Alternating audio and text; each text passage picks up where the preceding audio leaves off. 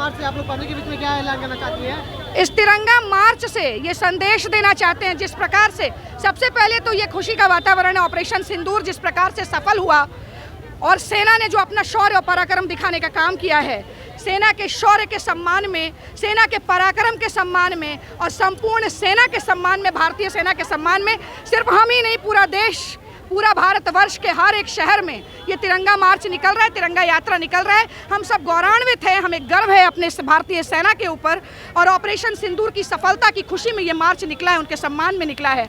और ऑपरेशन सिंदूर, और ये मैं बताना चाहती हूँ कि ऑपरेशन सिंदूर रुका नहीं है, विराम हुआ है।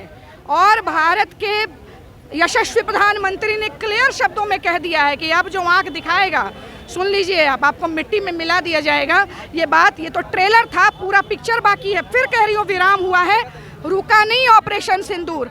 टेरर और टॉक एक साथ नहीं हो सकता, टेरर और ट्रेड एक साथ नहीं हो सकता, खून और पानी एक साथ नहीं बह सकता। बात होगा तो पीओके पर, अब बात होगा अपने शर्तों पर, तो टेररिज्म पर और पीओके पर। अब बात इधर उधर की नहीं होगी, कोई मध्यस्थता नहीं चलेगा। अब देश खुद में ही उतना सक्षम है कि पाकिस्तान को उसके छठी का दूध याद कराने का हिम्मत रखता है, चुन चुन के मारने का हिम्मत रखता है। 20 मिनट के अंदर उसके 24 ठिकानों को नेस्तनाबूद कर दिया। सारे लोगों को एक बार में, सारे आतंक परस्त लोग और आतंक के जो आका थे उन्हें जो है 2 मिनट में उड़ा के रख दिया।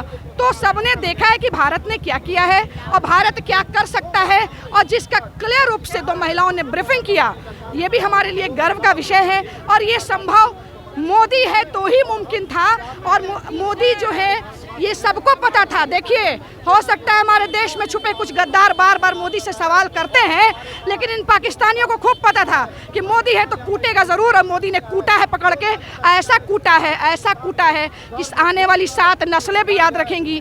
और अब ये भूलने वाली बात नहीं है, जो आँख दिखाएगा उसको मिट्टी में मिला दिया जाएगा।